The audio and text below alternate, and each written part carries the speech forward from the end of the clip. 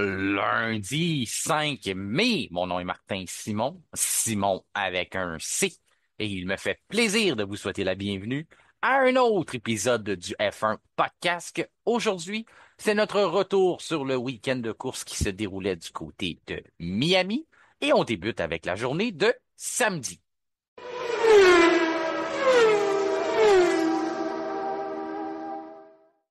Il est maintenant temps de dire bonjour à notre collaborateur du lundi. Il est l'auteur du livre La Formule 1 au circuit et Gilles Villeneuve. Kevin Fontaine, comment ça va?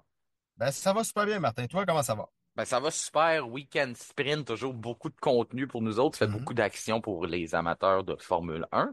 Je pense qu'on a été servis. On a eu un beau spectacle tout au long du week-end. Beaucoup d'action. mhm. Je sais pas ton côté, comment tu as perçu ça. Je sais que tu as quand même certaines réticences envers le tracé de Miami. On va en venir dans pas long, parce que c'est vrai que tout n'est pas parfait encore, mais sur l'ensemble du week-end, comment tu trouvais ça?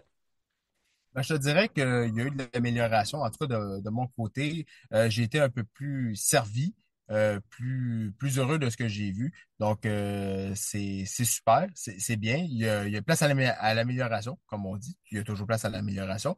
Mais en toute somme, quand on regarde l'édition 2025, j'ai pas été déçu. En tant que tel, j'ai pas été déçu. Bon, c'est ça. Sur l'ensemble du week-end, je pense qu'on a trouvé. Tout le monde a été bien servi d'une certaine Mhm. façon, que ce soit encore une fois les séances de qualification qui déçoivent pas là, depuis le début de la saison, depuis déjà un certain temps à F1 avec la parité. Côté sprint, je pense que c'est pas parfait. C'était quand même pas des conditions faciles. Avant qu'on se lance dans la journée de samedi, si tu permets, j'aimerais rappeler à toi, mais toi qui ne l'oublie pas, mais aussi à nos auditeurs que cet épisode est présenté en partie par l'entreprise québécoise Descoeurs Incorporée, qui sont des spécialistes et qui envoient des Québécois de partout à l'autre niveau par leur conception d'escalier et la vente de matériel relié à ce domaine. Descoeurs Incorporée vous offre un service humain et sur mesure pour les résidents de Laval à Tremblant. Je voulais adresser un petit peu un segment d'actualité aussi. Ça va avec la journée de samedi, là, puisque on attendait, euh, on attendait finalement, on n'a pas eu grand-chose. Je dirais même qu'on n'a rien eu. La soirée Cadillac VIP, une soirée qu'on pouvait dire de lancement, entre parenthèses. J'imagine que tu appréhendais ça un peu de ton côté. Finalement, il n'y a pas eu grand nouvelle à partager à nos auditeurs, puisque la seule affaire que Cadillac avait à présenter, c'est le nom de l'écurie. Donc, j'espère que vous êtes bien assis là. Ça se peut que ça décoiffe un peu, ça va peut-être vous prendre par surprise. On a décidé de révolutionner et d'appeler l'écurie Cadillac Formula One Team. Très original. Très original. On l'a pas vu venir, celle-là. Puis, on a aussi présenté un logo qui a complètement réinventé l'histoire du logo. On a positionné le logo Cadillac au-dessus de Cadillac Formula One Team. Fait que on a fait, Mhm. on a fait déplacer, on a fait déplacer du monde. Mais on avait quand même préparé une vidéo qui dévoilait rien pantoute. Ne serait-ce que peut-être des couleurs ou un agencement de couleurs. Mais disons qu'en gros, ça sera pas très long de vous faire le résumé de la soirée Cadillac. C'est pas mal déjà terminé, ce segment-là. Avais-tu quelque chose à ajouter, Kevin, sur la soirée de Cadillac Formula One Écoute, Team? Écoute, je m'attendais, comme tu dis, je m'attendais peut-être à une annonce spéciale, peut-être pas à annoncer deux pilotes, mais au moins avoir quelque chose à se mettre sous la dent. Et il faut se rendre compte que le buffet est passé assez vite. Fait que, Le buffet, oui. on va y aller comme ça. Donc, non, on est resté un petit peu sur notre fin là-dessus. Pas de buffet, pas de dessert à à la Non. maison. Ça ressemblait à ça. Et écoute, même une maquette, je me dis, s'ils n'ont pas une voiture de prête, un modèle réduit des couleurs, ou je sais pas. Mhm. Tu sais, il me semble que je comprends qu'on veut étirer la sauce, sauf que pour étirer la sauce, il faut qu'il y ait un peu de sauce. Là, on n'avait rien pantoute. Il y avait pas de. Tu sais, on aurait pu, comme tu dis, même si ça avait été seulement la voiture, ou au Mhm. pire, on nous permettre de rêver, la voiture et un pilote, on en présente un autre à Austin à la fin de la saison, ou je sais pas. Mais je comprends. On voulait pas manquer le bateau, on voulait faire parler de nous dans ce week-end-là aux États-Unis, sauf que je trouve qu'on l'a un peu manqué le bateau, là. J'aurais aimé savoir autre chose. Peut-être mes attentes qui étaient trop hautes, les rumeurs qui avaient coulé un peu trop à flot, est-ce que je me suis laissé influencer par ça, de dire comme ah, on va avoir un lancement, sauf que lorsqu'on on dépêche des gens, qu'on loue une salle, qu'on fait ça en même temps qu'un week-end de course à Miami, Mhm. qu'on invite des vedettes, des choses comme ça. Je m'attendais qu'on ait autre chose qu'un simple vidéo. Mais ça aurait été une belle porte d'entrée, Martin, à Miami, de faire une annonce comme ça, autant sur le duo de pilotes, avoir même une maquette, comme tu dis, ça aurait été, je trouve, un beau moment, un moment propice pour faire ce type d'annonce-là. Malheureusement, il n'en fut rien. Non, exactement. Déjà là, pas grand monde a parlé de ça, puis même nous, on vient de leur donner beaucoup trop de temps pour ce qui en méritait, mais en tout cas, il fallait juste qu'on fasse un petit compte rendu puisque j'avais lancé peut-être le questionnement vendredi, là, on attendait quelque chose de plus, mais on n'a rien eu finalement.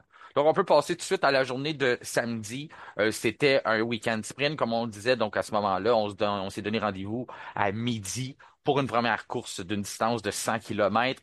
Finalement, François l'apportait dans l'épisode de vendredi que la météo pouvait probablement venir jouer un facteur. J'avais mentionné pour avoir été quelques fois dans ma vie à Miami, de savoir que oui, même si on annonce la pluie ou qu'on a ça sur la météo, on cancelle pas nos activités parce que des fois ça arrive, des fois ça arrive pas, puis quand ça arrive, ça Mhm. bouge très vite. Finalement, ça a tombé probablement, on pourrait dire quasiment au pire des moments pour venir créer de l'incertitude. Juste avant le départ, en tout cas, celui qui a trouvé que c'était vraiment au mauvais moment, c'est Charles Leclerc parce qu'il a même pas pu Mhm. participer à la course sprint parce qu'il a perdu le contrôle en apportant sa voiture sur la grille de départ. J'ai pas le choix de donner du tort à Charles Leclerc parce que c'est lui qui est à bord de la voiture. Sauf Mhm. que il y a eu une malchance aussi au même moment où ce qu'il sortait, la pluie a vraiment changé de niveau très rapidement. Tu vas me dire que l'écurie avec les radars qu'on a puis tout ça, on aurait dû le voir. Donc il y a une partie du tort que oui, l'aquaplanage chez Charles Leclerc qui l'a fait, partie du tort aussi à Ferrari là-dedans qui aurait dû ne pas l'envoyer en intermédiaire. Mhm. Ben, écoute, malheureusement pour lui, il l'a clairement échappé pour pas faire de mauvais jeu de mots. Mais écoute, c'est dommage, mais c'est pas la première et c'est sûrement pas la dernière fois que ça arrive parce qu'on l'a vu dans le passé, des événements comme ça, c'est des choses qui arrivent malheureusement. Mais c'est une opportunité manquée. C'est une opportunité manquée pour Ferrari, encore une fois, de réussir à trouver de réussir à aller chercher un bon résultat, même si on est dans une sprint, même si on est dans une sprint, on peut récolter des points ici et là, c'est très important. Et Leclerc, déjà hors course de la sprint. Donc, malheureusement, c'est sûr que ça aide pas à lui, ça aide pas à sa cause et ça n'aide pas à la cause de Ferrari, effectivement. Puis en plus, Kevin, tu sais, ça arrive au début, on dit, ah, il participe pas. Puis il y avait une position plus avantageuse que son coéquipier Lewis Hamilton. Puis Lewis a Mhm. quand même terminé sur le podium. Donc Ah oui. j'imagine que si on se mordait pas déjà les doigts du côté de la Scuderia, de ne pas pouvoir profiter à cette épreuve-là, une fois qu'on a vu le résultat, puis le rythme qu'on était capable d'avoir dans cette course, où que bien sûr, il y a eu des décisions à prendre à certains moments qui ont favorisé le parcours de Lewis Hamilton dans cette course-là. Mais quand même, on peut se douter que si Charles Leclerc avait été là, il aurait probablement bien fait lui aussi, là. Tu sais, je sais que c'est des suppositions, sauf que Mhm. quand t'as pas la chance de prendre le départ, ben t'as même pas t'as pas de boule dans le boulier avec ton numéro, donc à ce moment-là, très peu de chances que tu puisses gagner, ou il y en a pas de chance que tu peux gagner. On Donc met pas les choses de notre côté, c'est ça. exactement, c'est ça. Fait que c'est Lando Norris finalement qui a remporté cette Mhm. course sprint-là. Franchement, les arrêts au puits, les voitures de sécurité pour le pilote britannique sont très favorables lorsqu'il met les pieds en Amérique, plus précisément à Miami. Pour une Mhm. deuxième fois consécutive, l'année dernière, on se rappelle que c'est une voiture de sécurité qui lui avait permis de remporter la victoire. C'est sûr qu'il y avait eu une gestion après ça sur les pneus durs. Il y avait aussi eu la fameuse amélioration sur la voiture qui lui permettait aussi de se battre à jeu égal. Finalement, on a su que la McLaren était supérieure à la Red Bull. Donc là, cette année, un an plus tard, il arrive, puis la voiture de sécurité lui permet de devancer son coéquipier Oscar Piastri. Lando Norris, les choses tombent bien pour lui lorsqu'il est sur ce circuit-là. Effectivement, vraiment, vraiment très, très chanceux. J'allais dire Oscar Piastri, mais Lando Norris, vraiment bravo. Saisir cette opportunité-là de réussir à aller chercher ce petit plus-là par rapport à son coéquipier. On sait, la confiance, c'est là, c'est une problématique pour Lando Norris, mais d'aller chercher cette victoire-là au moral, ça fait du bien. Ça fait du bien parce que c'est bon pour la confiance, c'est bon pour l'estime. Et c'est là qu'on voit que, au final, ben, ça va l'aider pour la suite du week-end. Et là, c'est bon signe pour Norris parce qu'il en avait besoin après les dernières épreuves qui ont été difficiles pour lui. Donc, sur ce, bravo. bien exécuté, bien fait de la part de Lando Norris. Ouais, rendu là, c'est pas juste le comment. Tu as tellement besoin de positif que Mhm, tu t'en fous un peu comment ça arrive. Tu veux juste renouer avec la victoire et avoir un peu de succès. Donc, il réussit à remporter la course. Piastri, ben, lui, de son côté, c'est l'effet contraire. Il sait qu'il a été victime de malchance. Sinon, ouais. il aurait remporté cette épreuve-là. Il n'était pas vraiment inquiété jusque-là. Euh, Qu'as-tu pensé de la tentative d'Oscar Piastri? Ben, tentative de dépassement, parce qu'il a réussi. Au départ, Mhm. sur le jeune Kimi Antonelli. Pour ma part, Euh, c'est correct, là, ça va avec le règlement. Pour certains, ils n'aiment pas ça. Toi, mhm. t'as vu quoi de ce côté-là? Ben, j'ai vu que Piastri voulait, ben, c'est sûr, il voulait absolument y aller. Il savait que c'était une grosse opportunité parce qu'on voyait qu'Antonelli, il y avait du rythme. Il y avait du rythme dans la qualification sprint et je pense que Piastri s'est dit, c'est le moment ou jamais de faire le coup de s'échapper le plus rapidement possible, surtout par rapport à son coéquipier. Il fallait qu'il fasse une bonne impulsion au départ, ce qu'il a réussi à faire. Et là, c'était le moment ou jamais de saisir, on dit tout le temps saisir l'opportunité, mais c'est là de le faire. C'est à ce moment-là, premier virage, on arrive à l'intérieur pour aller saisir le point corde du virage. Et là, aller déporter juste vers l'extérieur un petit peu, dire à Antonelli, non, non, c'est moi qui ai l'avantage. Désolé, désolé, mon jeune, c'est moi qui prends la première position. Tu vas apprendre, c'est le métier qui rentre. C'est ça qui est arrivé. Donc, sur ça, moi, j'ai pas trouvé ça désobligeant ou quoi que ce soit. Donc, manœuvre correcte, coriace d'Oscar Piastri, mais dans les limites, ouais. Moi, ce que j'ai trouvé, c'est que si Antonelli voulait, parce qu'Antonelli n'était pas content, Toto Wolff non plus, Mhm. Mercedes, en général, là, on a entendu les commentaires d'Antonelli qui dit, Ouais. ben, c'est comme ça, on peut faire ce qu'on veut, ça a l'air, c'est bon à savoir. Ça va avec la ligne de conduite qu'on a établie, la ligne de conduite qui était là avant, chez les pilotes plus agressifs, où si t'es à l'extérieur, bon, on ne te donnera pas beaucoup de respect. La Mhm. seule affaire que j'ai trouvé de Kimi qui pouvait pas nécessairement ouvrir la discussion, c'est qu'il n'a pas resté assez près d'Oscar Piastri. Il n'a pas Mhm. défendu sa place assez sévèrement, là. Il n'a pas tenu roue contre roue. Il a tout de suite décidé d'avorter le virage puis de s'en aller un peu en ligne droite en disant, il m'envoie vers là. Parce que tu voyais qu'Oscar n'a pas tenté de vraiment faire le point de corde, de tenter de le gagner. Mhm. Mais après ça, a vraiment voulu s'en aller vers l'extérieur. Donc, si Antonelli aurait voulu avoir gain de cause ou possiblement avoir une cause, il aurait fallu qu'il défende plus chèrement sa peau. Parce que Ouais. de cette façon-là, pour moi, il y avait, si Oscar avait gagné la bataille psychologique et la bataille physique sur le circuit, et ça c'était déjà réglé. Ouais. Euh, oui, tu avais quelque chose à ajouter, excuse? Ouais, ben, je te dirais aussi que c'est surtout l'expérience qui va rentrer en Oui, oui. considération, Martin, parce qu'Antonelli, c'est la première fois qu'il s'élance en position de tête. Et là, on voit, même si Piastri, c'est pas un pilote qui a 10 saisons dans le corps et tout, mais il est là depuis quelques saisons. Il commence à avoir l'habitude de prendre les départs dans les premières positions et c'est là qu'il le voit. Il le savait. Il sait qu'Antonelli aurait probablement hésité, être un petit peu plus méfiant, un petit peu plus hésitant. Donc, c'est pour ça qu'il y avait un doute, probablement, à Scorpiastri. Et à ce jeu-là, je me doutais il allait tenter quelque chose et c'est ce qui est arrivé. Donc, c'est ça, c'est intelligent, c'est l'expérience, c'est comme on dit, c'est le métier qui rentre. Oh, oui, normalement, Antonelli aurait dû défendre un peu plus l'intérieur, Mm. mais il a appris, ça fait partie de ça. Il est quand même très jeune déjà, comme tu dis, Mm. au départ, là. C'est pas l'expérience qu'il avait, non, pas dans la Formule 1. Il est déjà parti premier dans sa carrière, ça c'est sûr, mais c'est différent lorsque tu le fais Ouais. contre les meilleurs au monde que contre les meilleurs dans ta région. Ensuite, Lewis Hamilton termine troisième. Hamilton, ça s'est passé en deux temps, là. Au début, moi, j'ai entendu les chroniqueurs britanniques, des fois, qui ont tendance à s'emballer bien vite, de dire que Lewis Hamilton, un podium mérité, était un des pilotes le plus rapide sur la piste.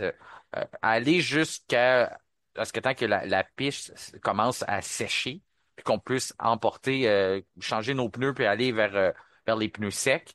Hamilton n'avait pas de rythme, là. Hamilton était sur Non. le bord de se faire Mhm. défier, par une Williams, là. Albon gagnait du Mhm. terrain sur lui.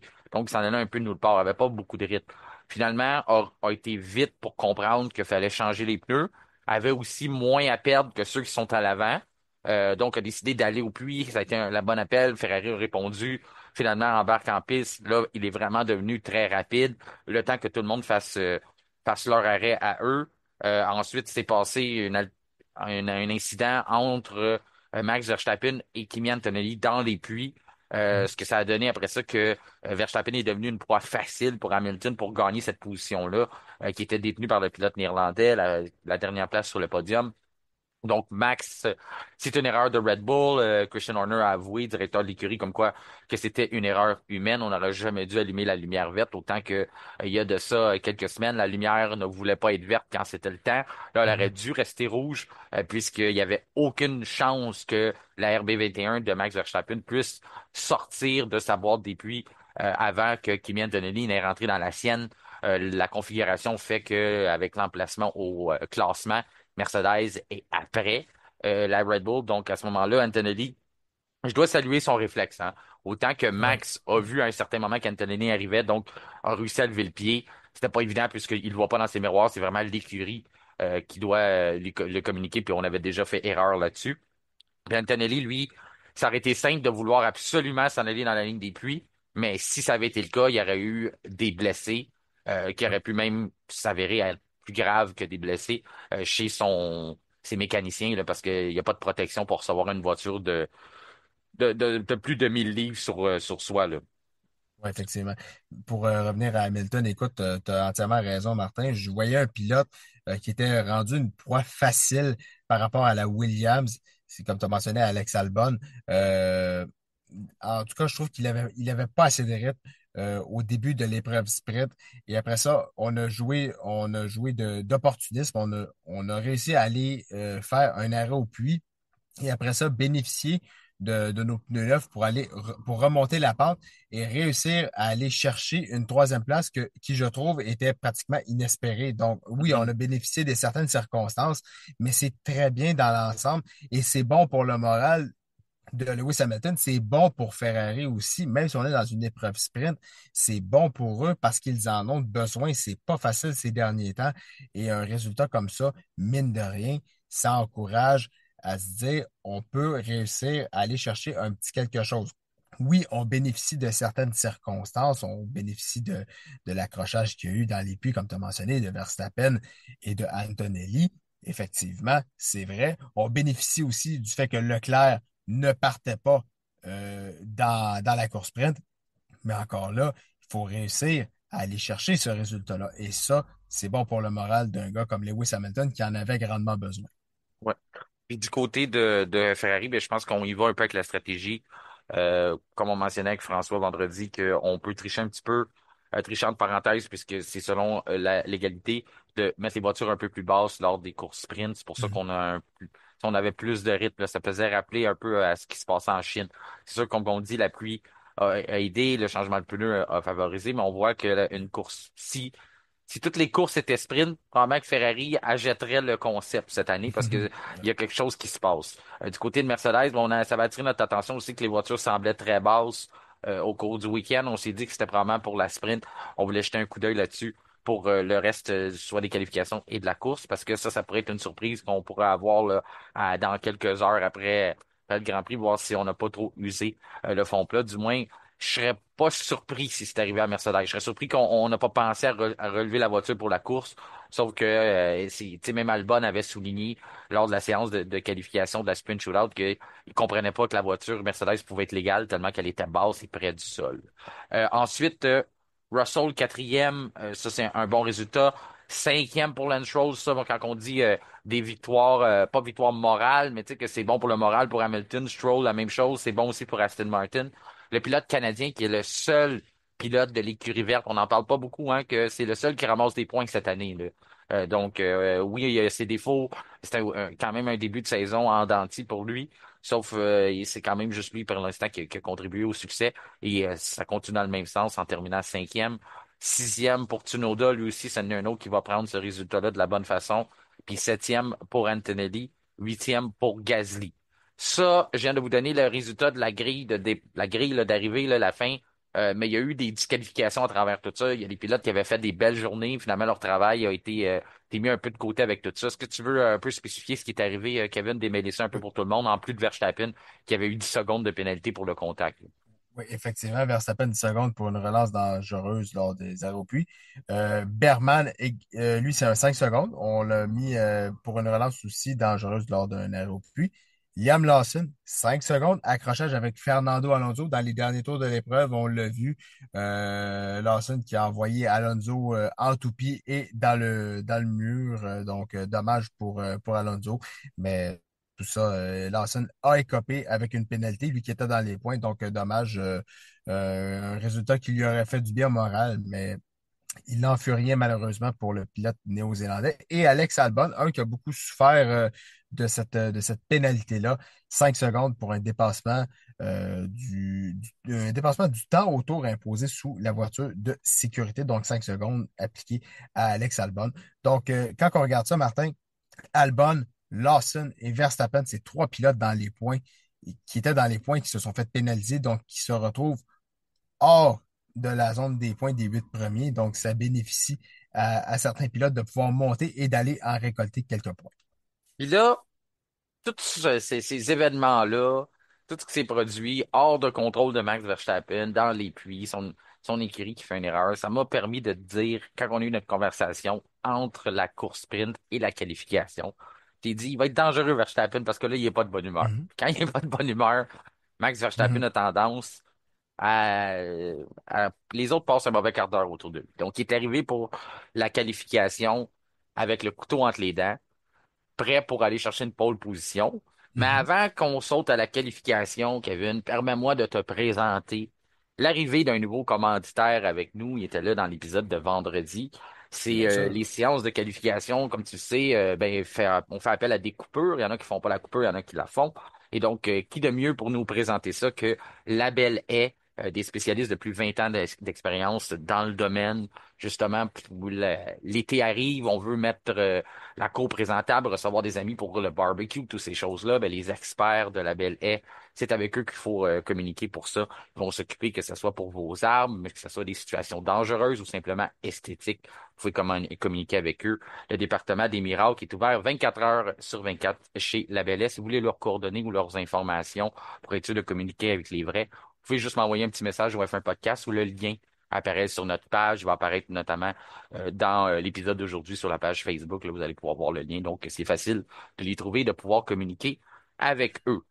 J'avais dit qu'il fallait attendre dans l'épisode de vendredi la prédiction justement présentée par notre nouveau commanditaire. Je disais qu'il fallait surveiller les Williams. C'est arrivé. Ils ont bien Mhm. fait. Fallait les attendre. Ils étaient compétitifs cette semaine. Mais avant tout ça, je t'avais dit, couteau entre les dents, Max Verstappen a fait encore une fois un tour où il a fait la différence, a réussi à envoyer sa voiture dans les bons virages, extraire la performance au bon moment et venir défier les coriaces et rapides McLaren. Donc, toute une pole, encore une fois, pour Verstappen cette année.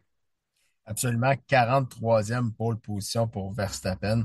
Il se rapproche tranquillement, pas vite, de Sébastien Vettel, qui est à 57. Donc, Verstappen, tranquillement, continue à accumuler les pole positions. Et écoute, Martin, quand on a besoin d'un tour à la perfection, avec une voiture qu'on sait qui, en tant que telle, ne joue pas la pole face à des voitures plus performantes comme les McLaren, qui d'autre que Verstappen pour réussir à aller signer des chronos formidables, à signer des tours parfaits, une maîtrise. Il n'est pas chirurgien, mais il opère. Comme je dis, il n'est pas chirurgien, mais il opère. Donc, bravo à Max Verstappen. Vraiment très, très bien réussi. Donc, là-dessus, vraiment, chapeau au pilote néerlandais devant Lando Norris pour 65 millième. C'est pas grand-chose.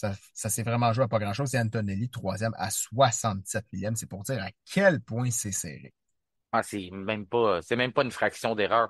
Puis en plus, Mhm. la correction dans le premier virage que Verstappen Oui. a dû faire, je pensais que ça n'était quasiment terminé. Ou pour bien des pilotes, ça aurait été un tout droit ou quoi que ce Mhm. soit. Puis la correction se fait tellement rapidement que ça n'a pas paru. Il a quand même sorti du premier secteur de la bonne façon.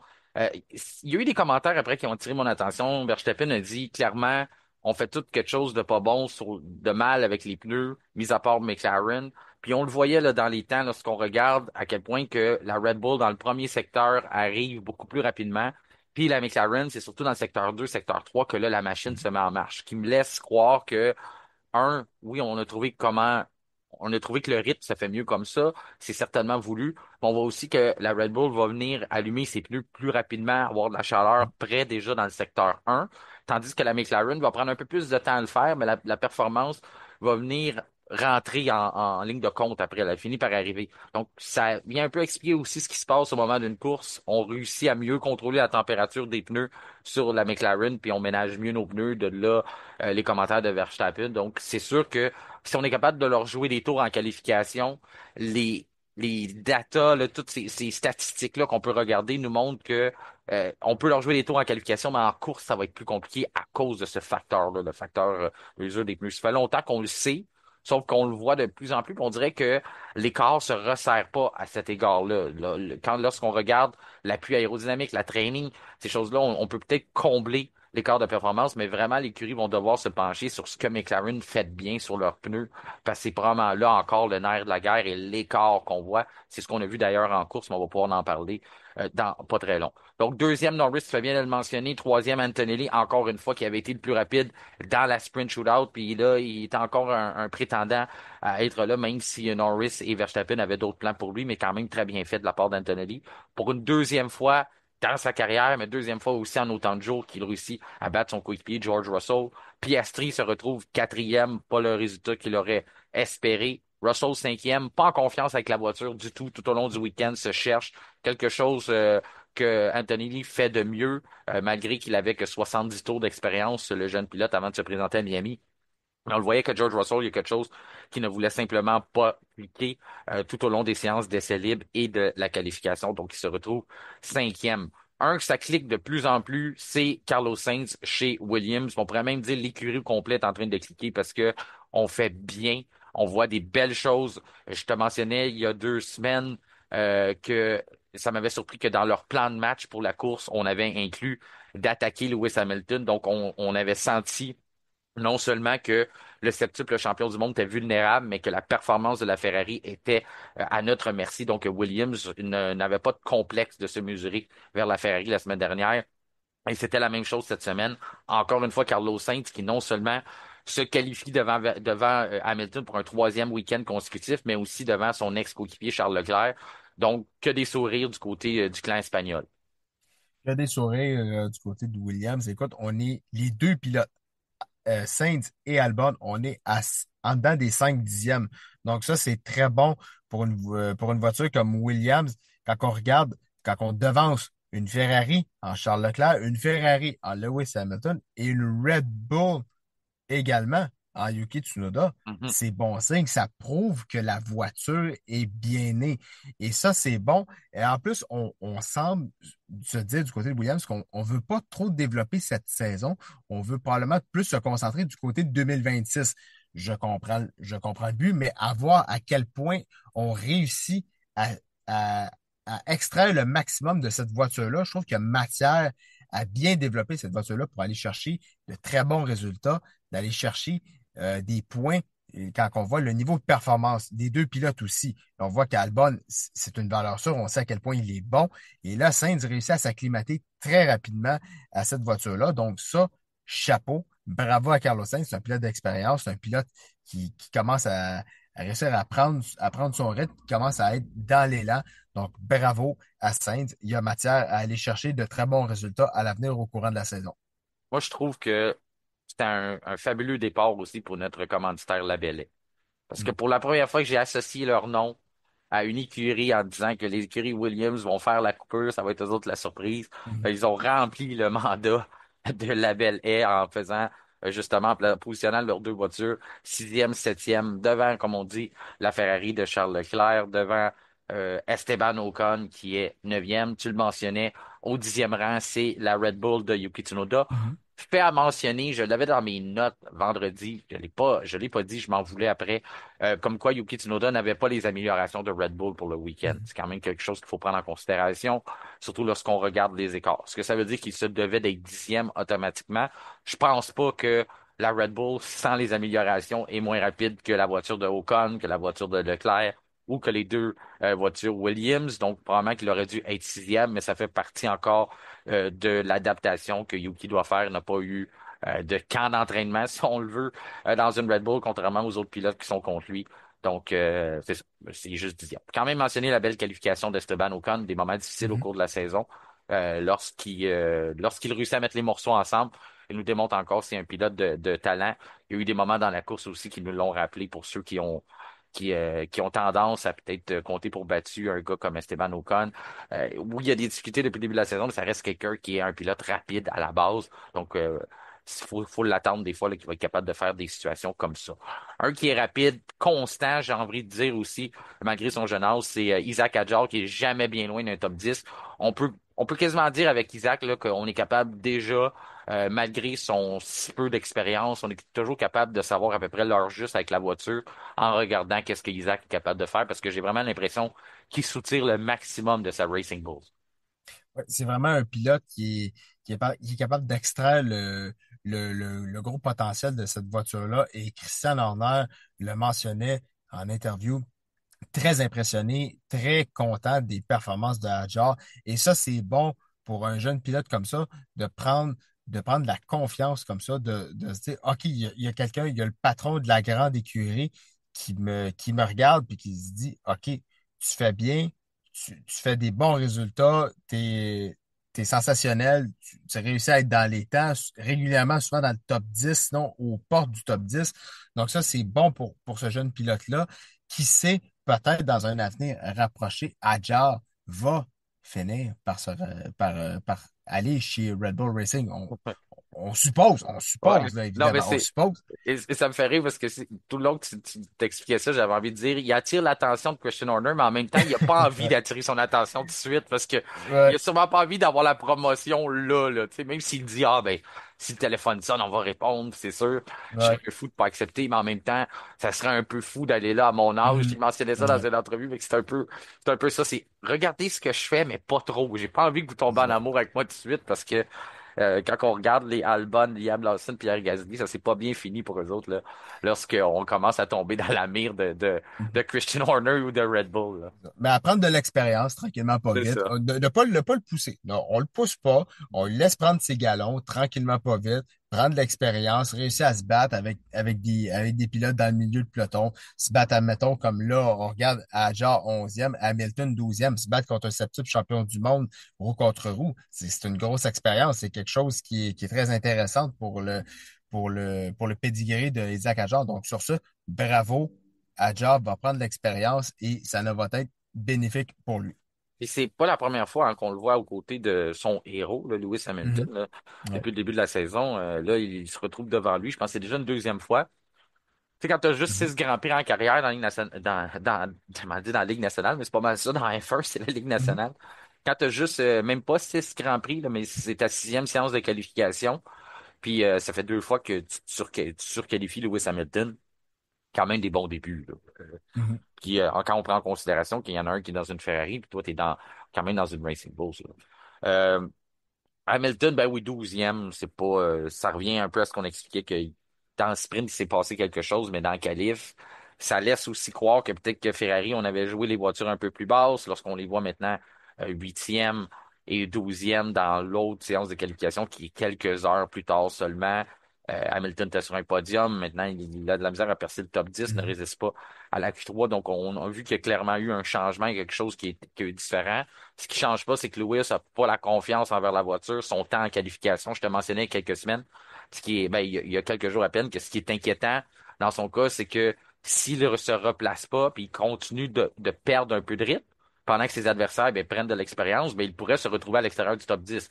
Quand je t'ai dit ça, Kevin, tu t'en rappelles, là, je Mhm. pensais pas que ça arriverait en fin de semaine. Là. C'était pas une prédiction pour Miami. Je disais juste que il est tellement il est tellement vulnérable présentement qu'il pourrait dégringoler assez vite et ne plus percer. En Q3, c'est ce qui est arrivé.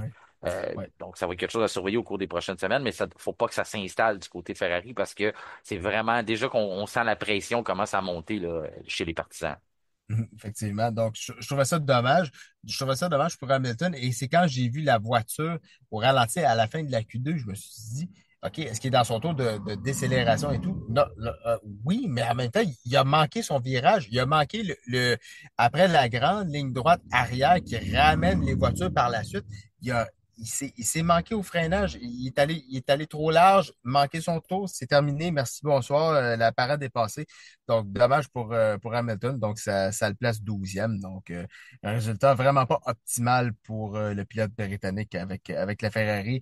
Il y a beaucoup de travail à faire. Il y a vraiment beaucoup de travail à faire du côté de Hamilton et de Ferrari. Un que j'ai envie de dire que c'est un résultat optimal, c'est Gabriel Bortoleto en 13e Ben oui. place. Ben Ça, oui. c'est le maximum de vraiment de sa voiture. C'est là que je dis, on en parle moins parce qu'il n'y a pas la voiture pour se faire justice, mais il y a des petits moments. Faut être plus attentif. Il faut aller dans les détails Mhm. pour trouver quelque chose de positif sur Gabriel Bortoleto.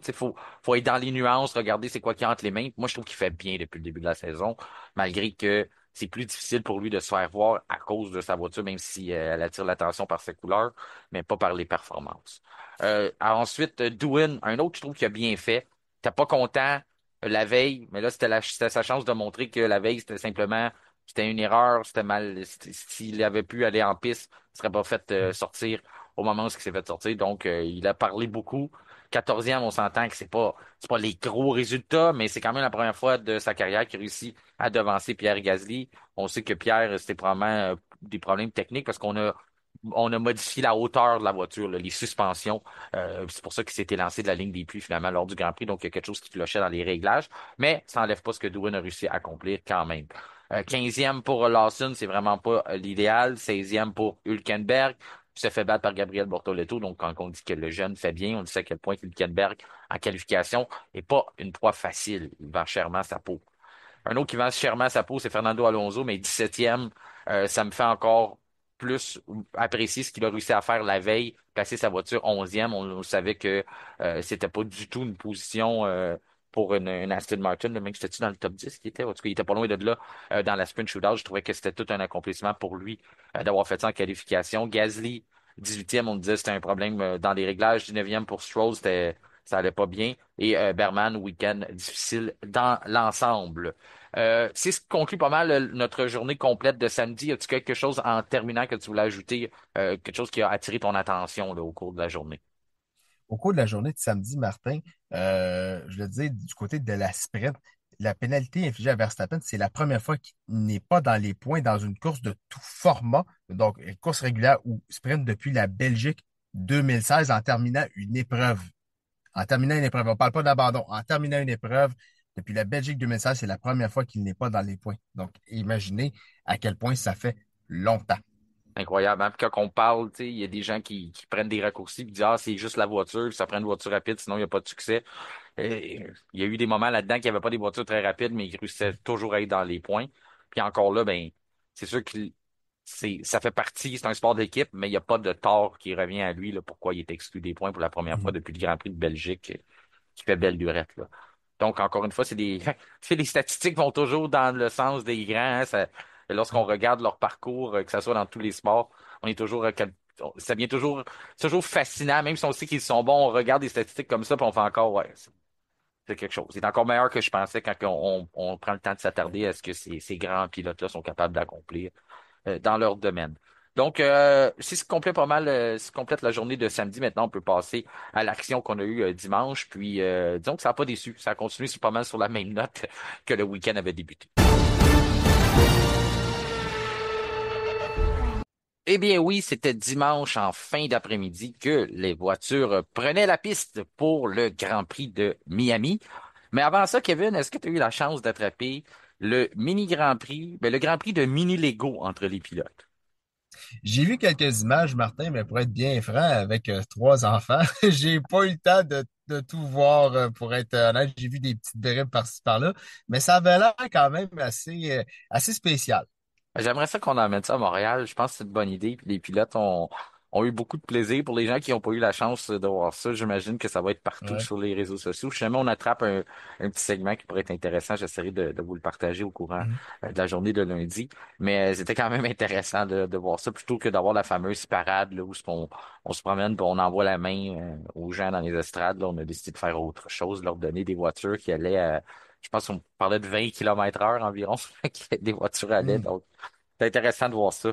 Puis il y a eu de la compétition. Peut-être que c'était un peu trop féroce. Il y a Lando Norris qui s'est peut-être fait mal un peu à une jambe, là.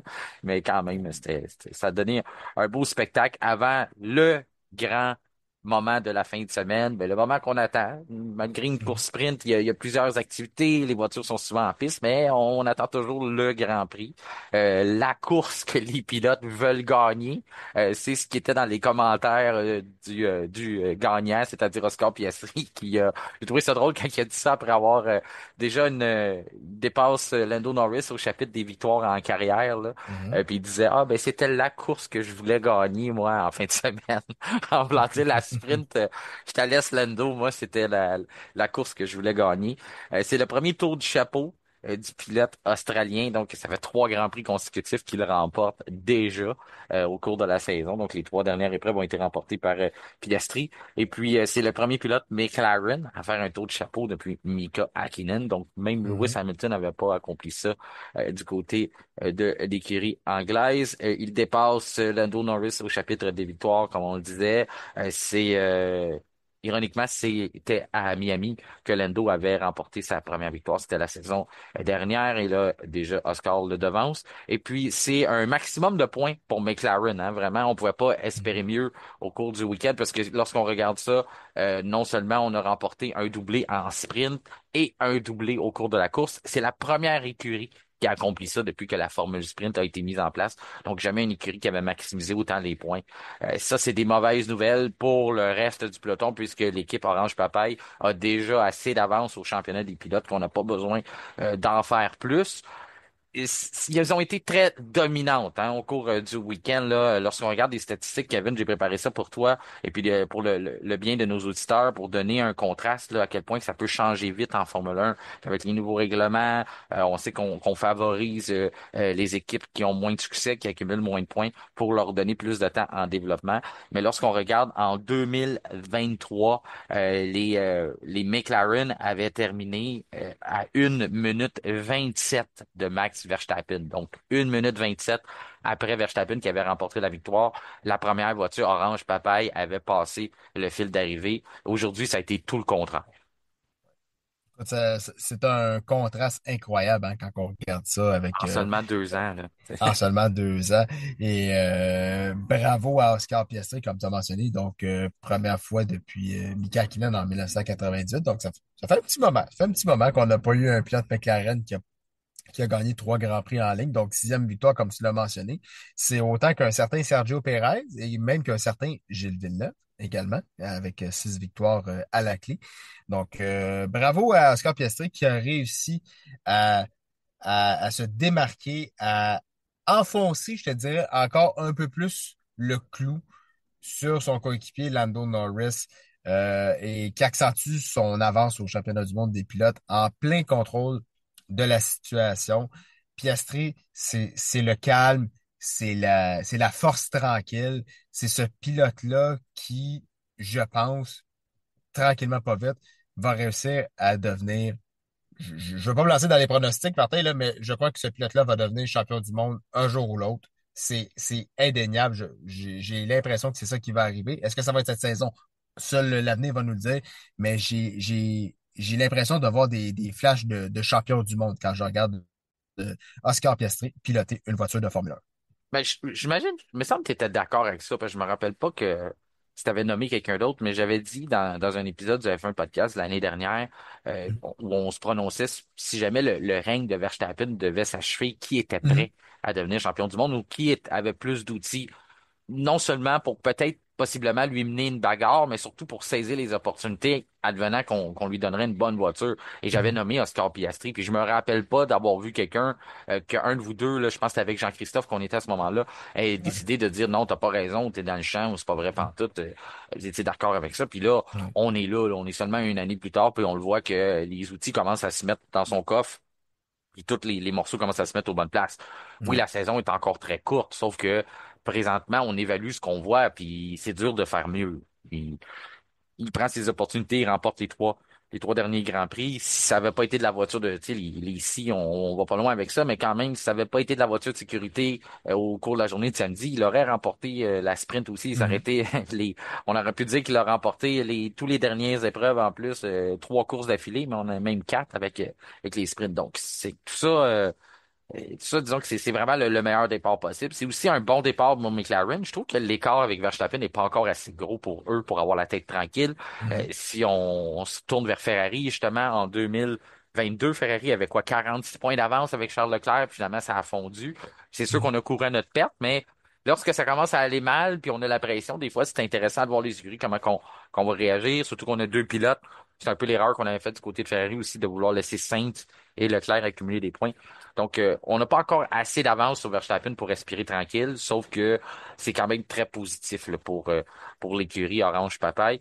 Quand je regarde aussi, non seulement on dit qu'ils ont été dominantes, là, qu'ils ont, avec le 1 minute 27 qu'on avait d'écart avant, qui a complètement fondu, on a fini une trentaine de secondes en avance, ce qui est vraiment positif.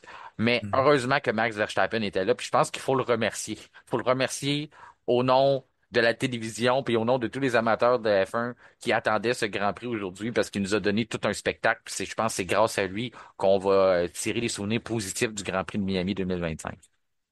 Il nous a donné un bon spectacle, surtout au départ. Écoute, ça a été super, ça a été formidable. Des performances à la Verstappen, tout simplement. Écoute, on connaît le talent du pilote, on sait de quoi il est capable. Des défenses rugueuses, très viriles, mais est-ce qu'on peut demander autre chose de Verstappen? Non. Moi, je trouve que c'est un pilote déjà de la trempe des plus grands champions de l'histoire de la Formule 1 et tout, qui réussit à se démarquer avec une monoplace qui n'est pas toujours au sommet, qui n'est pas à la hauteur quand on regarde le niveau de performance des McLaren. Donc, pour moi, Verstappen réussit encore à soutirer le maximum de cette RB21. Donc, bravo. Une défense musclée face à Norris lors du premier tour. Musclé, mais viril. Donc, là-dessus, encore une fois, ça a été serré entre les deux, mais qui, au final, a réussi encore à soutirer le bénéfice de tout ça. C'est Verstappen pour le moment, mais après ça, par la suite, on a vu que Norris a réussi à prendre le dessus par la suite. Ben, moi, je trouve qu'on a appris plein de choses là-dedans. Ok, on a appris que Red Bull n'est pas encore rendu là pour Mhm. compétitionner en course contre McLaren. C'est pas une surprise, mais toutes les fois qu'on apporte des petites améliorations, puis on est sur le point d'arriver à Imola où ce qu'on avait encerclé la date après que le docteur Marco nous a dit, c'est là qu'on va être capable de compétitionner à force égale avec les voitures oranges. Mhm. On n'est pas encore là, mais il reste encore une partie d'amélioration au cours des prochaines semaines, mais en course. En qualification, Verstappen fait la différence, c'est notre outil qu'on a, notre arme fatale, là, c'est le néerlandais. Ensuite, qu'est-ce qu'on a vu? On a vu qu'il y a eu de la transparence, mais plutôt constance dans les directives de course, dans la nouvelle entente dans l'engagement là, lors d'une bagarre, là, comment qu'on devrait défendre une position ou gagner une position en piste. On l'a vu au cours du week-end, Piastri sur Antonelli était à l'extérieur, emmené vers l'extérieur du circuit, on n'a pas pénalisé. Verstappen, on l'a dit la semaine dernière, attention, ben, au cours des dernières semaines, attention, il a absorbé les directives, il a vu comment ça n'a pas tombé de son côté, puis il va s'arranger que ça tombe de son bord. Donc, il s'est battu pour aller chercher l'intérieur au départ. Je m'attendais à rien de moins, c'est ce qu'il allait faire. A placé sa voiture à l'intérieur, après ça, il a pu faire ce qu'il voulait, un peu avec n'importe qui voulait se présenter à l'extérieur de lui. C'est ce qu'il faisait bien, il l'a maîtrisé aussi pour défendre sa position à plusieurs reprises. Constamment, vous allez chercher toujours l'intérieur pour pousser Piastri ou même chose avec Norris. Donc, tout ça, là, ça y a pas pris, on l'avait dit, là, ça y prendra pas deux avertissements pour comprendre comment ça marche. Il va mettre ça de son côté assez vite. Il le fait bien. Puis ce que j'ai aimé, c'est qu'on n'a pas sévi. On a continué. Si on établit que c'est ça les lignes pour le reste de la saison, on va voir beaucoup plus de pilotes vouloir justement positionner leur voiture à l'intérieur pour avoir finalement ce jeu-là, là, cette latitude-là de pouvoir défendre de la bonne façon. Verstappen, ça me rappelait des moments de Nick Heidfeld dans le temps où c'était impossible de le dépasser. Il Mhm. semblait avoir une voiture plus large que n'importe qui. Tu regardais la Red Bull puis tu dis, d'après moi, la voiture est pas standard. Elle doit être plus large que les autres parce qu'il faisait exprès de toujours la positionner aux bonnes places. Donc, moi, j'ai bien aimé ça. C'est rare qu'on voit ça. Je trouve cette vertu-là se perd un peu. Qu'on soit capable de défendre une position pendant aussi longtemps. Puis il y a aussi cette fameuse mentalité-là, là, les stratégies qui sont omniprésentes maintenant en F1 où ce que parfois on va dire de pas se défendre. On va dire, ah, tu courses pas vraiment avec lui aujourd'hui, laisse-le aller pour pas venir mettre en jeu ta course, mais c'est pas ce que Verstappen a fait. Il avait pas la voiture pour défendre les McLaren, mais il a tout fait Mhm. ce qu'il avait dans tout, il a pris tout son talent pour essayer de le faire. Donc, chapeau, ça nous a donné un bon spectacle plutôt qu'un pilote qui fait juste le laisser passer. Donc, vraiment forcé McLaren à mériter leur victoire aujourd'hui. Donc, c'est tout à leur mérite, c'est au mérite de Verstappen aussi. J'ai aimé aussi comment Oscar a absorbé l'information. À plusieurs reprises, c'est comme un casse-tête, hein, dépasser un pilote, un champion du monde, un multiple champion du monde, a trouvé à certains égards que la Red Bull ne freinait pas à la même façon à tel endroit. Donc, a forcé Verstappen à être obligé d'appuyer un peu plus sur les freins, retarder le freinage comme il le fait bien normalement, mais à un endroit où ce que la voiture pouvait pas vraiment lui permettre de le faire et c'est ce qui est arrivé. L'erreur est arrivée, blocage. Puis Astrid profite de l'occasion, puis dépasse. Encore là, c'est du grand Verstappen, mais c'est aussi du Piastri qui apprend vite et comprend contre qui il se mesure et trouve l'avantage. Ça a été plus long du côté de Norris. Il y a aussi le départ, hein. Norris qui a décidé d'attaquer Max. Avec le recul, c'est facile de dire, ah, il aurait dû attendre. Il n'y avait aucune chance de le dépasser vers l'extérieur. C'est certain que Verstappen allait l'envoyer. Puis on sait maintenant avec les nouveaux règlements, mais Lando a essayé quand même. Est-ce que tu vois un certain tort de la part de Lando Norris, même si c'est facile là, avec recul de dire qu'est-ce que tu as vu une certaine impatience?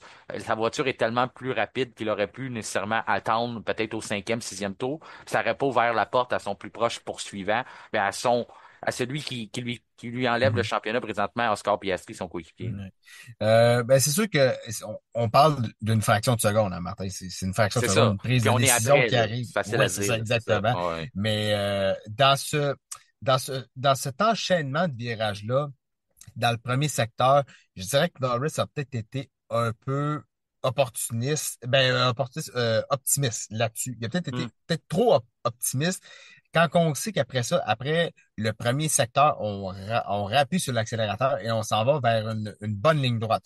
Là, on peut aller chercher avec l'aspiration, réussir à aller chercher un concurrent, se placer dans sa boîte de vitesse et après ça, aller tenter une manœuvre de dépassement. Ça c'est, je crois, la bonne façon d'aller chercher avec la vitesse de la McLaren, avec la qualité de la voiture. Et sinon, après ça, on a la longue ligne droite en arrière qui ramène les voitures vers les puits. Encore là, je pense que ça aurait été un endroit plus favorable à Lando Norris pour aller réussir un dépassement. Est-ce que ça a été le bon endroit? La réponse, c'est non, parce qu'il s'est fait avoir, encore une fois, par Verstappen. On a vu qu'est-ce qui s'est passé. Il s'est fait, après ça, tout de suite déboîter par quelques voitures. Mais heureusement pour lui, il a pu se rattraper par la suite. Mais heureusement que pour lui, il a une très bonne voiture entre les mains. Mais au moins, il a réussi à limiter la casse. Mais souvent, Lando, il veut pas le croire que la meilleure voiture. Et on l'entend Mhm. souvent dire aux journalistes que c'est pas si simple que ça. Puis on dirait que cette attitude-là, qu'il veut pas se l'avouer. Tu sais, rappelle-toi que Verstappen était très agressif au début de sa carrière. Puis il y a un moment Ouais. dans la RB19 où il prenait des décisions différentes, quand le monde disait tu sais, je me rappelle notamment en Australie. En Australie avec la RB19 où il avait laissé passer Hamilton devant lui. Je pense qu'il y avait peut-être eu Lando à ce moment-là. On avait laissé passer quelques voitures au départ parce que il voulait pas nécessairement se défendre. C'était contre Russell aussi, je pense. Puis finalement, par la suite, avait tout été les redépasser. Puis là, le monde disait, la sagesse de Verstappen commence à s'installer. Puis il disait, non, non, je sais ce que j'ai entre les mains. Puis j'ai pas obligé d'être autant agressif pour avoir ce que je veux.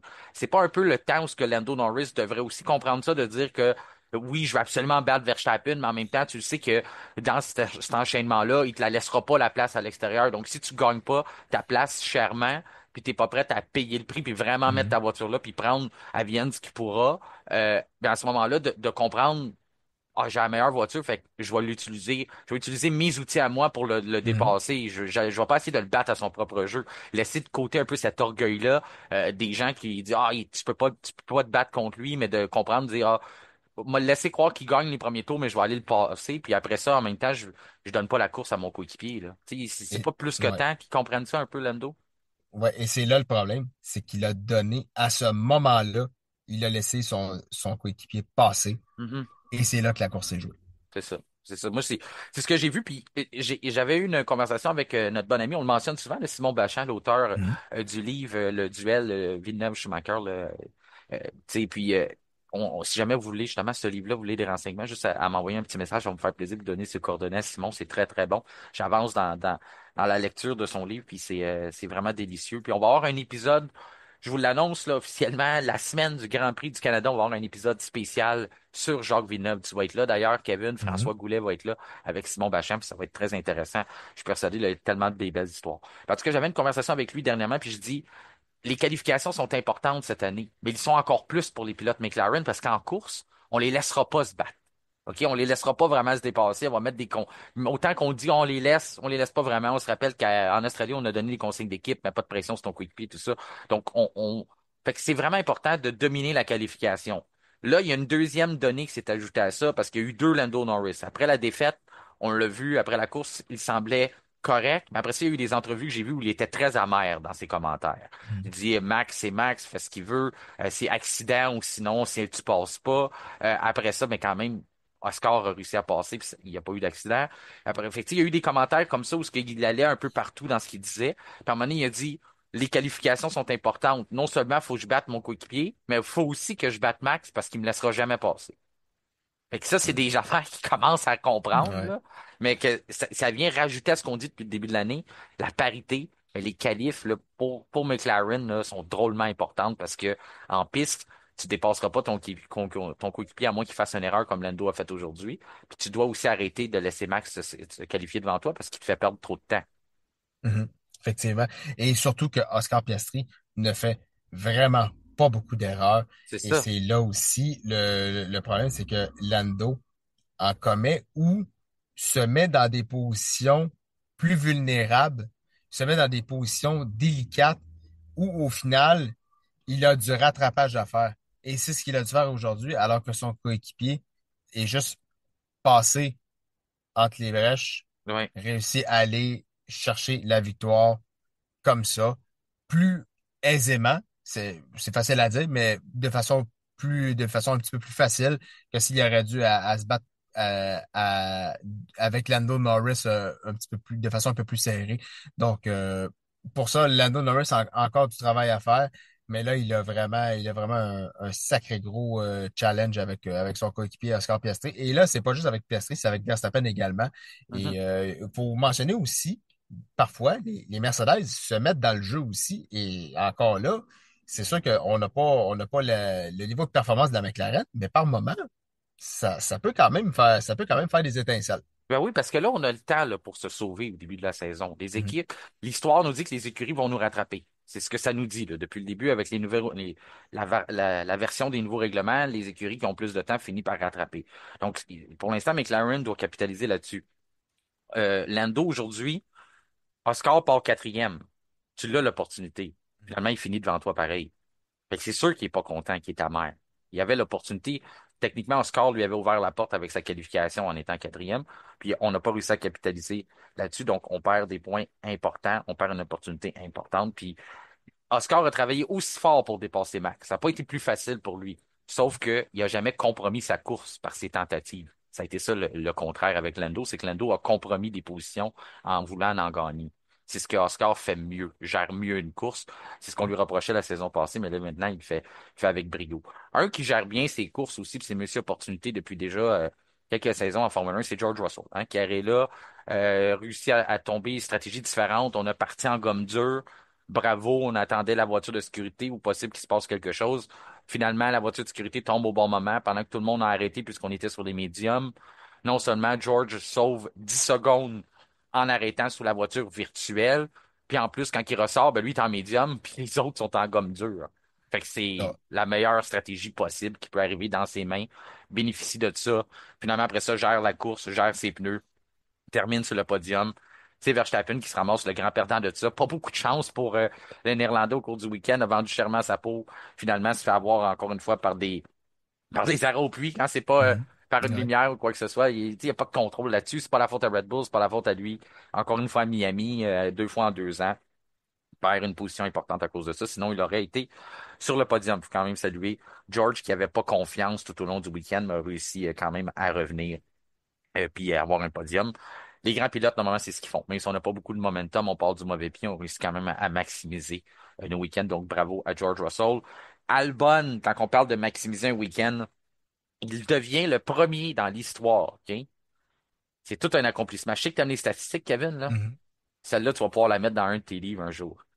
Alex Albon est le premier pilote de l'histoire de la Formule 1 et de l'histoire du F1 podcast à devenir le pilote d'écart incorporé de la semaine. 2 fois. C'est bon, ça.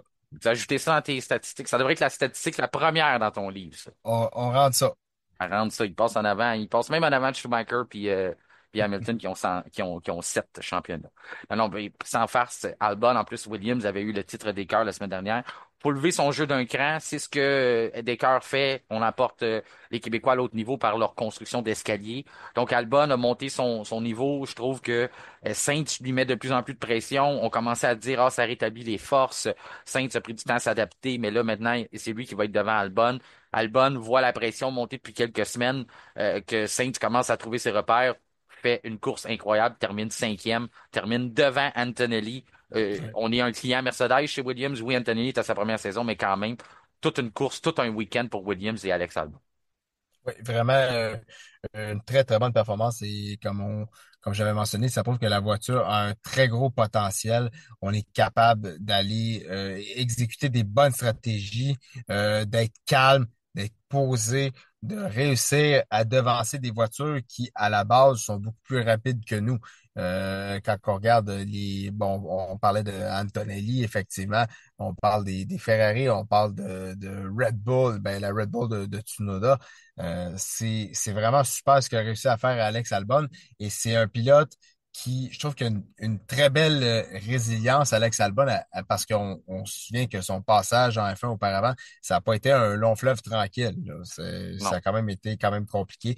Donc, réussi, en plus de ça, à, à performer, réussi à remettre Williams sur les rails depuis quelques saisons. Donc, bravo. Et là, avec un coéquipier de la trempe de Carlos Sainz, réussit à le devancer, réussir à tenir la tête haute face à Carlos Sainz. Vraiment, chapeau. Très, très content des performances d'Alex Albon. Moi, je pensais que Sainz allait être la grande révélation de cette saison-là, la surprise, si on veut, de cette saison-là, mais je crois qu'Albon réussit à surprendre énormément cette saison, du moins de mon point de vue. Un qui a passé très près de se mériter le titre d'écart incorporé, c'est Kimi Antonelli. Pour Mhm. l'ensemble du week-end, pour tout ça. Tu sais, quand j'ai l'impression qu'Antonelli, là, c'était sa 6e course en carrière, là. J'ai l'impression qu'il a appris plus que dans les 5 premières. Signe sa première pole position. Première fois qu'il s'élance premier. Comprend comment essayer de gérer une première place. Qu'est-ce qu'il faut que tu fasses pour la défendre. Ensuite, arrive dans une autre séance de qualification, signe le 3e temps, ce qui est très, très bon. Après ça, encore une fois, dispute une course à travers des voitures plus rapides parce qu'il s'était lancé 3e, réussit à pas trop dégringoler, protéger ses actifs, faire une bonne gestion de pneus. Au départ, il s'est retrouvé 2e. Et finalement, il n'a pas réussi à saisir cette opportunité-là. Je pense qu'il était hypnotisé un peu par Max. Il a voulu le suivre, mais Max allait beaucoup trop vite pour lui. On le voyait glisser à l'arrière. Il n'était pas capable de maintenir ce rythme-là. Le temps qu'il comprenne un peu de tomber en gestion de pneus puis de comprendre que tu iras peut-être pas chercher la tête de l'épreuve, mais tu pourrais peut-être sécuriser des positions tout de suite en étant derrière les McLaren. Donc, j'ai l'impression, là, je sais pas si je me trompe, là, Kevin, mais que la recrue possible de l'année là, que tu avais établi Antonelli, puis il va probablement l'être. Il a pris beaucoup d'expérience dans ce week-end-là. Il a pris de l'expérience et c'est un pilote qui impressionne de plus en plus par son calme, par sa pointe de vitesse. C'est un pilote, je trouve, qui fait honneur à sa réputation. On l'a dit, il arrive dans une grosse écurie. Il arrive avec quand même pas mal de pression, on va se le dire. Ouais. Pole position, pas pour un Grand Prix, mais pour une sprint, mais quand même, il faut le faire. Ouais. C'est pas rien non Comme on plus. disait vendredi, il faut que tu battes le même pilote pour l'avoir. Et voilà, Fait que c'est. exactement. Ouais. Donc, bravo, bravo Antonelli. Il prouve encore là que toutes les attentes qu'on a mises sur lui, ben, il réussit à pas nous décevoir, en fait. Il réussit à pas nous décevoir, puis il a réussi à soutirer le maximum de ce qu'il a de sa Mercedes. Donc, bravo. Très, très bon résultat de Antonelli. La seule chose que je veux préciser, là, au moment où on enregistre, normalement, on enregistre toujours un peu plus tard après les Grands Prix parce qu'il y a des Mhm. disqualifications, des choses comme ça. Pour l'instant, au moment où on enregistre, ça fait pas longtemps que c'est fini. Donc, on n'a pas tous les résultats. Tu sais, on est dans les résultats préliminaires. Donc, Mercedes, je sais que j'ai eu beaucoup de messages tout au long du week-end depuis qu'on l'a pointé vendredi. La voiture semblait basse.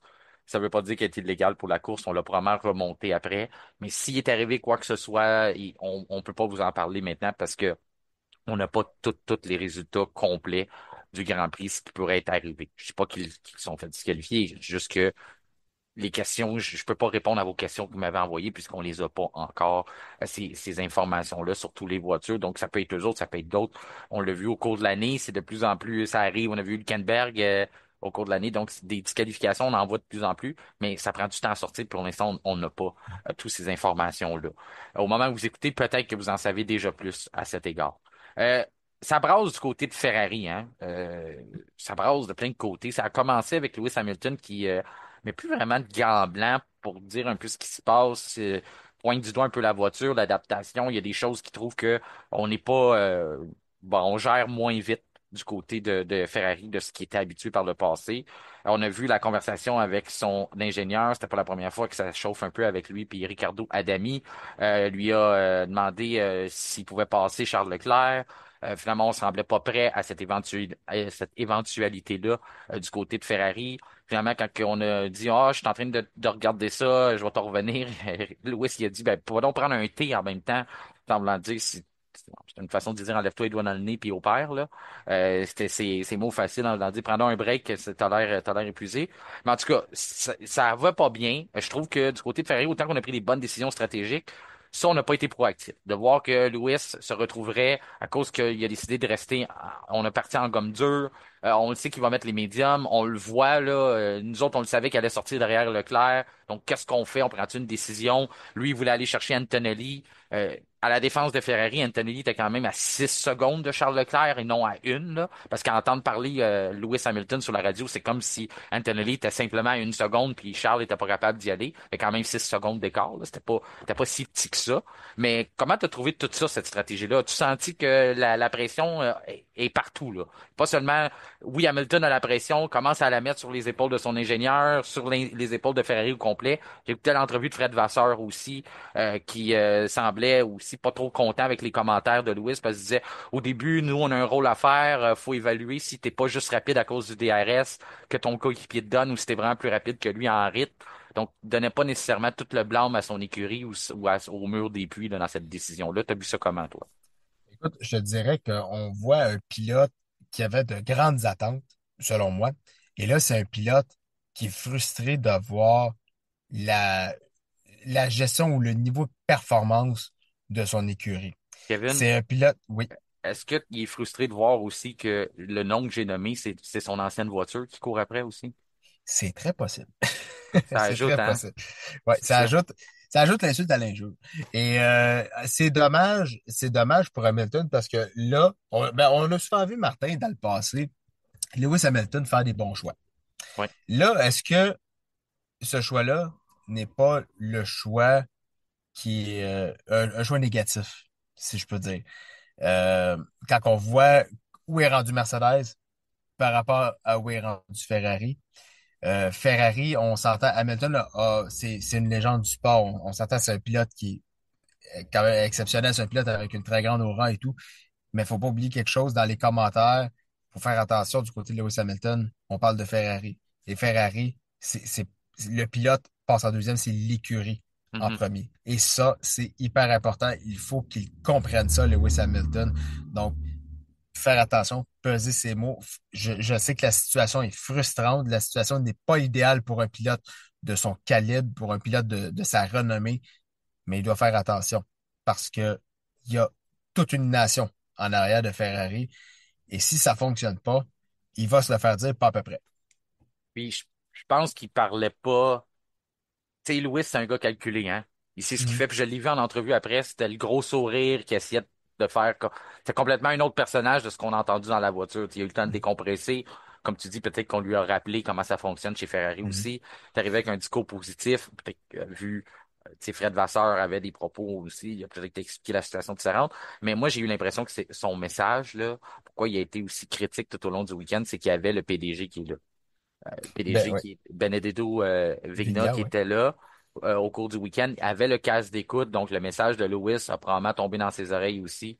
Euh, tu sais, c'était peut-être ça qui voulait attirer l'attention. Donc peut-être que c'est Ricardo Adami qui va être le premier à payer le prix pour le début de saison chez Mhm. Ferrari. On souhaite pas ça. On ne dit pas que s'il va perdre son emploi, mais en tout cas, disons que. Mais il y avait des choses à analyser, puis je trouve qu'au bout de la ligne, la raison pourquoi il s'est calmé aussi, Lewis, c'est peut-être parce qu'il n'a pas été le chercher, Antonelli. Puis il a bien beau nous raconter, Aussi. là, certains vont dire, ah, ben c'est parce qu'on Charles lui a fait perdre un tour. OK. Il tirait de l'arrière, on va faire des calculs mathématiques. Charles était 6 secondes en arrière d'Antonelli. Une fois que Lewis a fait sa tentative, a essayé pendant plusieurs tours, le plus proche qui a réussi à s'avancer, c'est 1,8, 1,9 secondes, 2 secondes. Donc, oui, ça l'emmène avec un tour avant arrêté dans le DRS, mais il a jamais réussi vraiment à le menacer, là. Puis c'est même Mhm. pas sûr qu'il aurait réussi à retrancher cette seconde-là, parce que même Charles, après ça, on lui a demandé de redonner la position. Louis semblait pas d'accord. Moi, je trouve que si on t'a laissé aller, si Charles Leclerc te donne la position pour que tu attaques Antonelli, puis t'es pas capable de le dépasser toi-même, donc il te la donne la position, puis tu réussis pas, c'est normal de la redonner à Charles après. Mhm. Puis ça, il semblait pas nécessairement d'accord avec ça et à évoquer une place en Chine à un moment donné, puis ses affaires. Il disait là, c'est pas du travail d'équipe. Après ça, Leclerc n'a pas voulu trop embarquer là-dedans, mais disons qu'il se passe quelque chose là. Il y a de la pression chez Ferrari, ça sort peut-être pas tout du bon côté, mais on voit qu'il y a des gens qui sont véritablement sous pression. C'est ce qu'on a vu aujourd'hui.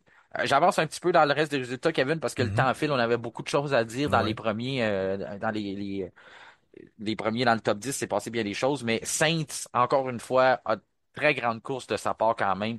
Dépassement Mhm. vraiment téméraire à la fin sur Hamilton, mais a défendu chèrement ses positions, a bien fait pour Williams en général. Charles Leclerc, probablement le dépassement de la course sans aucun doute sur le Saints. Je sais pas ce que tu en as pensé, mais à quel Mhm. point qu'il a resté longtemps avec Carlos Sainz dans les S en se retournant vers la ligne droite. Pas habitué de voir deux voitures larges là, mais voulait tout Mhm. de suite voulait prendre l'opportunité de le dépasser. Il y avait Hamilton qui s'en venait aussi derrière lui. En a Ouais. profité pour dépasser Sainz du même coup. Tsunoda, ben, ça a été 10e tout le long. Ça a été vraiment une promenade. C'est ça. Il n'y avait pas toutes les Mhm. améliorations. J'imagine que c'est dur à dire si c'est positif ou pas. Mais il s'est promené avec Adjar, son ancien coéquipier qui l'a suivi 11e. 12e pour Ocon. Ocon a tu sais, mis sa défensive sur Lewis Hamilton. Moi, j'étais en train d'écouter la course. J'ai écouté la course avec mon père. Puis je lui ai Mhm. dit, Ocon ne fera pas de cadeau à Hamilton, là. C'est sûr qu'il Non. ne laissera pas. Tu sais, j'ai Mhm. déjà entendu du monde qui faisait des commentaires sur Ocon comme quoi c'est pas nécessairement un si bon pilote que ça. Il y en a même qui faisaient des choix étranges de conserver des pilotes qui n'avaient pas d'affaires en Formule 1 plutôt que de donner du mérite à un gars comme Esteban Ocon. Mais lorsqu'il est là, lorsque la voiture lui permet ou quoi que ce soit, c'est vraiment un pilote coriace. Ouais, effectivement. C'est un pilote qui défend chèrement sa peau.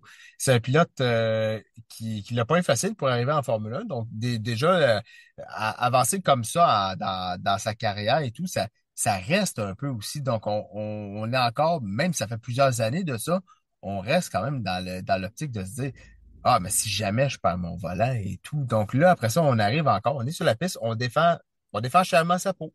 Même avec des monoplaces inférieures, quand on regarde la Haas par rapport à la Ferrari. Et on regarde Ocon qui nous habitue à nous faire des bonnes défenses, des défenses rugueuses, des défenses musclées. Mais là-dessus, j'ai aimé ça. C'était propre, c'était correct, c'était agressif, mais c'est du Ocon que j'aime. Moi, c'est du Esteban Ocon que j'aime. C'est pas stupide, c'est pas ridicule. C'est bien passé, c'est bien défendu. Donc, sur ça, bravo à Ocon. Moi, je suis persuadé que ça a contribué à la frustration de Lewis Hamilton. De voir à quel point il y a eu de la misère à dépasser Ferrari contre Ferrari, de dépasser Mhm. une Haas, là. Puis c'est un peu après ça, là, pas longtemps après ça qu'on a entendu sur les micros, là. Je suis certain qu'il était pas content de ça, mais oui, Esteban Ocon a très bien défendu, c'était dans les limites de la légalité, puis c'est ce qu'on veut voir. On veut voir Mhm. les pilotes mériter leur position, puis il a forcé Lewis à le faire. 13e pour Gasly, bon retour de situation quand on pense qu'il s'était lancé des puits. 14e pour Hülkenberg, 15e pour Alonso, week-end à oublier pour le Aston Martin, ne serait-ce que les points de Lance Stroll suite à plusieurs pénalités dans la course sprint. Lawson, ben, sa course a été bousillée par Jack Doohan, qui n'a pas été pénalisé, mais c'était étrange quand même. Bortoletto, problème mécanique, les moteurs Ferrari, ça Mhm. devait mettre les pilotes de la Scuderia un peu nerveux. Berman, la même chose, problème mécanique, et puis Jack Doohan, bon, on l'a dit, collision avec Lawson dès le début de l'épreuve. Il y avait, tu sais qu'on avait une présence, elle fait un podcast au Grand Prix de Miami au cours du week-end. Notre Absolument. bon ami, collaborateur, Pascal Loyer-Durand. L'un, il voudra pas que je dise le meilleur, OK? Mais je vais dire l'un des meilleurs signaleurs au Québec qu'on a, qui a exporté son talent aux États-Unis pour aller rendre service à nos voisins du Sud, les aider à faire à signaler. Donc, les pilotes étaient plus en sécurité tout au long du week-end à cause de Pascal Loyer-Durand, qui était au virage 14. Donc, il a vu beaucoup d'action. Puis la bonne nouvelle, c'est qu'on va l'avoir vendredi dans notre épisode entre deux courses. Donc, je vais l'avoir en entrevue. Mhm. Toi, tu vas être là aussi. Kevin, tu n'auras Mhm. peut-être pas la chance de parler à Pascal, dépendamment comment la logistique, comment on va enregistrer ça. Mais pour le Mhm. bien de nos auditeurs, puis même toi, tu vas sûrement aller entendre. Bon, il va venir nous expliquer un peu comment ça s'est passé tout au long du week-end, qu'est-ce qu'il a vécu, son premier voyage en Floride, donc l'installation là-bas, l'organisation. Puis il va aussi, pour les gens qui aimeraient devenir signaleurs, qui aimeraient faire comme lui, il va expliquer un peu mais le processus à suivre, comment qu'on s'inscrit, c'est le temps, là. Justement avec l'ASRQ, donc l'Association des signaleurs régionales du Québec. En tout cas, je sais pas Mhm. ce que ça veut dire comme ça. Mais encore là, les coordonnées, on va vous les donner, donc si vous voulez devenir signaleur. Donc, il va être là pour tout ça. Fait que ça va être intéressant de l'avoir. Ça va être dans l'épisode de vendredi de notre formule entre deux courses. Entre-temps, le Grand Cirque se déplace vers l'Europe pour un 3 en 3 avant qu'on revienne au Canada. C'est ce qui conclut pas mal notre épisode de la semaine. Je voulais quand même te demander qui a été ton pilote du jour rapidement en quelques secondes, Kevin, si tu veux mentionner. Pour ma part, moi, je le donne à Oscar Piastri pour l'ensemble de l'œuvre, gérer une course Mhm. encore là, continue de démontrer tout ce qu'il sait faire. On fera pas de vague. Oscar Piastri, de mon côté également. Puis pour ajouter à ce qui se passe dans le clan Ferrari, statistique intéressante, mais on va en venir, là, on va en parler dans le entre-deux courses. Je vais mettre la table tout de suite avec ça, Mhm. Kevin. 152 points qu'on se retrouve de McLaren déjà. Après 6 Grands Prix, on parle quand même de l'écurie qui était deuxième et qui s'est battue pour le championnat des constructeurs jusqu'au tout dernier instant l'année dernière. Il n'y a que 6 courses en 2025, puis on a déjà 152 points derrière les McLaren. Donc ça, c'est quelque chose qu'on va parler dans l'épisode de vendredi. Donc tu vois déjà, on va avoir pas mal de choses à discuter, mais c'est quelque chose qui est quand même intéressant de voir l'écart qui s'est creusé si rapidement pour l'équipe rouge. Donc pas des bonnes nouvelles pour les tifosi là, qui vont entendre ça là, s'ils n'avaient pas déjà fait le calcul. Disons que ça rajoute un peu, ça rajoute du vinaigre dans la coupure. Effectivement. Et en plus de ça, Martin, on va souligner aussi un petit hommage au pilote allemand Jochen Mass qui a malheureusement perdu la vie, qui est décédé aujourd'hui. Jochen Mass qui a été témoin assez malheureux de l'accident de Gilles Villeneuve à Zolder en 1982. Donc, nos sympathies à ce pilote allemand qui n'est plus malheureusement. C'est pas belle de le mentionner. Toute l'équipe du F1 podcast pour cette légende du sport automobile. Merci beaucoup, Kevin, et on se revoit, comme je le disais, on se reparle vendredi. D'ici là, bonne semaine à toi. Au plaisir. Merci, Martin.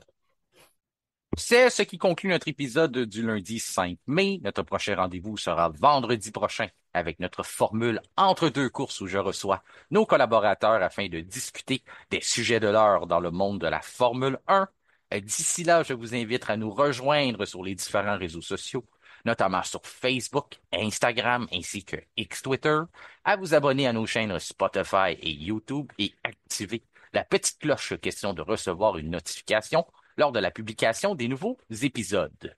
Mon nom est Martin Simon, Simon avec un C.